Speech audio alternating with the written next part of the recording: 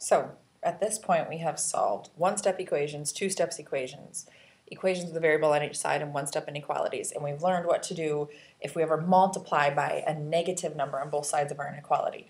So today we're going to move on to two-step inequalities. These are going to follow the same steps as two-step equations. We're going to solve that way. Okay, follow the same steps. Draw your balance scale. We have to do our order of operations in reverse. Remember, order of operations is how you do a problem. We are undoing a problem, so we have to start at the bottom and work up. So addition is the last thing we do. It's the first thing we undo. So we're going to undo our addition first. Using the inverse, we're going to add the opposite. That is -8. I'm going to balance my scale and add -8 over here. That is going to give me 0. Drop the 1/2 x. Over here, that will give me 5. Notice, the sign will stay the same. I am adding a negative. The only time that sign switches is if I multiply by a negative. Okay? So in this case, the sign stayed the same. Now, look in the mirror. Now I'm at multiplication. To undo multiplication, I have to multiply by the reciprocal. The reciprocal of 1/2 is 2. So I'm going to multiply each side by 2. Notice this is a positive number I'm multiplying by, so that sign will remain the same. That'll give me 1 times x. 5 times 2 is 10, so x is greater than or equal to 10. Okay? The sign stayed the same all the way through because I never multiplied by a negative, so it stayed the same. Now to check my answer, I have to pick a number that is bigger than or equal to 10. I could pick 10 itself if I wanted to. I will pick 14. Half of 14 plus 8. Half of 15, and I know that 15 is greater than or equal to 13. So my answer is correct. Okay? Now, let's try another one.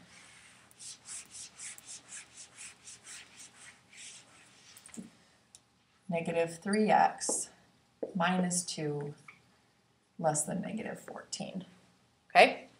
First thing I'm going to do is add a line to make that plus a negative. And now I'm going to follow my 2 steps. I'm going to draw my balance scale. Order of operations in reverse. I have to get rid of my addition first. Notice that this is a -2, so I'm going to add a +2 to each side. That will give me the 0 over here. Keeping the sign the same at this point. -14 plus 2 is -12. Okay, look in the mirror. -3x is less than -12. Now I have to multiply by the reciprocal. This is -3x, so my reciprocal is -1/3. So I'm going to multiply each side by -1/3. Hopefully you can see that. And there's kind of a glare, but hopefully you can see that I multiplied by -1/3.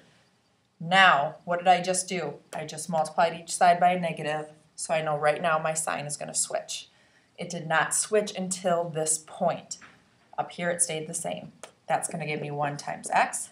-12 times -1/3 is a +4. So x is greater than 4. Pick a number to plug back in. I'll just pick 5. -3 times 5 is -15.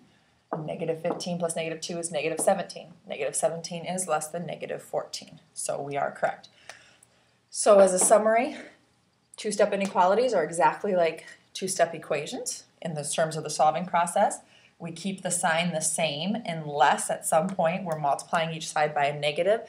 Then at that point we will switch the sign and we still have to check our answer.